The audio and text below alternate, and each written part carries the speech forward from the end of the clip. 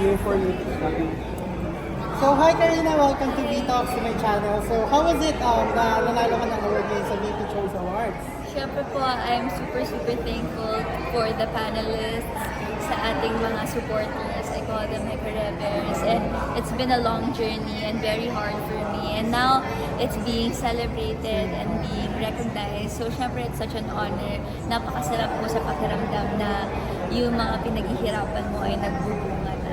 You're part of Can't Buy Me Love and Yes. big winner ang primetime show ninyo. How does it feel na halos half award kayo? Yes, and meron din award si Derek May, si Yes. Dohani, si Belle, Halos. Don Bell, ang Halos Vibery. Yes, si Vibery ako. And so, you.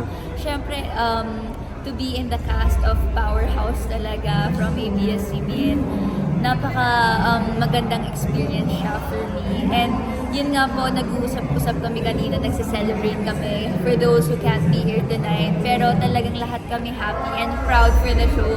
Kasi we were there talaga, lahat kami supportahan. There was no hilahan or walang ingitan sa show namin. Basta ang gusto lang namin makapag-deliver, makapagpasaya, makapag-inspire, okay na po yun sa amin. Kaya lahat kami family. Nagtatanong mga Don Bell fans, bakit wala sila? Alam mo ba kung bakit wala sila? Hindi ko alam. Pero for sure, baka busy kasi sila. They have a lot of things coming up. How does it feel naman working with Don Bell? Isa sa mga love team ngayon. Don Bell are two very kind people. They're down to earth, humble, very easy to work with. And yun nga, it's very easy to pit artists against each other. Pero sa amin, whenever we work, see Don Bell, wala naman kami nakikita ang ganun. We're all friends, family, ang turingan namin sa isa't isa. After 8 months of shooting, di ba, para na talaga kaming binondo peeps. Yeah. Yeah, after the success of Can't Buy Me Love, what's next to you or dapat namin abangan? Well, right now, I'm a roving ambassador for Pinoy Big Brother auditions. Yeah. And you'll continue seeing me on the dance stage, on some talk shows. So right now, may mga inaayos pa for new series. So we will have to wait for those announcements. Speaking of TV shows, Kim Pao is doing grabe, napakasikat ngayon ng Kim Pao. Are you willing to work with Kim Chiu and Paolo Avellino? Oo naman, no doubt. I feel like si Ate Kimmy kasi I used to do ASAP very often. And then TVP din siya. Yeah, lagi ko siya nakakasama. Parehas naming tatay si Derek Lawrence. So, talagang I think madami kaming pagkakapareho na parang makakapag-relate na pwede kami maging friends. Wow. Pero as of now, wala pa kaming trabaho together. Pero I'm looking forward din talaga to any project just to... Maybe soon. Yeah. So, if ever ba na magkaroon kayo ng project with Kim Pao, anong gusto mong role na, or genre with them? With Kim Pao? Ako any genre naman, basta Kim Pao. So, pwede ako kay Paolo side, kay Kim side. Okay ako kahit ano.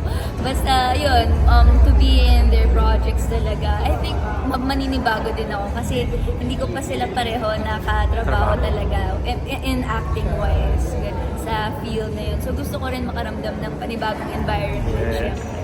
Feeling ko, tatanungin to ng mga fans mo, any dream role na gusto mong in TV or movie? I used to do MMK kasi, so Drama suki na. ako doon. Yes, and from Viral, from RCD Narrative. So medyo dramatic talaga yon. So I want to come back to drama. I want to have real life stories, portray them. And gusto ko ng thriller. Yes. Yes, Puso kasi yan. adventurous din talaga ako as a person. And yun yung mga hilig nating panoorin, especially in this generation. So gusto ko ng ganong character, yung something na Challenging. gusto ko din, yung challenging, yes. Like, mga daring roles, are you open doing that? So far naman, I always tell them na they can always tell me, we can always negotiate the terms kung gaano ba ka-daring to. Pero so far, sabi ko naman, okay po ako. Wow, that's very professional. Yes, diba, work naman to. Sino yung kapamilya actor na gusto mo maging leading man in the near future? Leading One thing man. comes to mind lang. Ang mga iniidolo ko talaga kasi sila Piolo Pascual at Jericho Rosales eh. Why not? Oo, di ba? Pero, Pamilya Sagrado, wala? oo, baka naman kahit ano lang, kapatid. Pero siguro mas malapit sa batch namin si Joshua Garcia. Nakatrabaho ko na kasi siya sa Viral. Wow. And kapartner niya din si Charlie.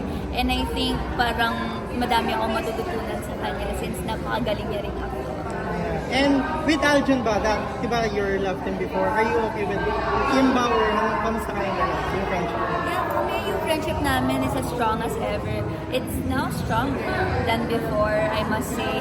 And yun, we're very chill, we've matured, and yun, parang okay naman kami. Yeah, we're very happy for each other, we support each other. Pag nagkikita kami, lagi pa rin naman kami nagbabatian, nagkakamustahan. So, yeah, we're friends. One last na lang, advice mo sa mga PBB na gustong makapasok sa bahay ni Kuya. Ayun nga, these auditions, alam kong madami na kayo nakikita online on what to do, pero kahit cliche ito, kahit lagi nyo naririnig, is to be really yourself. Kasi yun talagang hinahanap. Because bahay ni Kuya, they're looking for a personality. So, kahit pa minsan nakakaya kasi feeling mo wala kang talent, or hindi ka kasing galing ng kasabayan mo. But I feel like if meron kang core, may backstory ka, may experience ka, no matter what it is, lalabas mo kasi yun eh. So parang ipakita mo lang talaga, try to show it, and have fun, enjoy. Kasi nung ako nag-audition ako, hindi ko siya ganun kasineryoso. Parang naglalaro lang ako. And feeling ko isa yun sa mga napansin nila, kaya nakuha ko. One more thing, sorry. Ngayon na open na yung collaborations with GMA, any top of mind na gusto mo makatrabaho sa Kapuso Network? Siyempre si Ate Maria. Oh, nandito rin siya kanina. Yeah. Nag-meet kayo? Yeah, and she won also for Rewind, di ba? Yes, Star Cinema. Ayun. So, of course, si Ate Marlon. Kasi nga, Marimar pa lang, pinapanood ko na po siya. Kaya nga Fan po ako talaga. naging dancer dahil kay Maria. Wow! Trivia yan, ha? Sa sample nga naman. Marimar dance na daw Soka. Oo, Ay, ano grabe. mag-remake? Totoo yan. Thank you so much, Thank you guys. very Have a much. good evening. Thank you. All the Creveres family because they care for me so much. I would also like to thank my mom, my family, my friends, my loved ones. Maraming salamat. And of course, I also want to inspire all the youth out there, lalo na ngayon, nagaganap po ang Pinoy Big Brother auditions namin. So to have that and this na magsabay is truly humbling and it reminds me of where I came from. Kaya naman, this is proof that dreams really do come true. Thank you so much. Have a good night.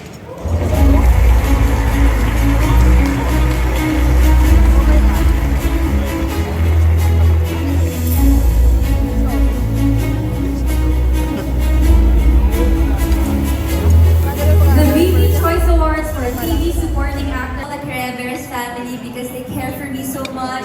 I would also like to thank my mom, my family, my friends, my loved ones. Maraming salamat. And of course, I also want to inspire all the youth out there.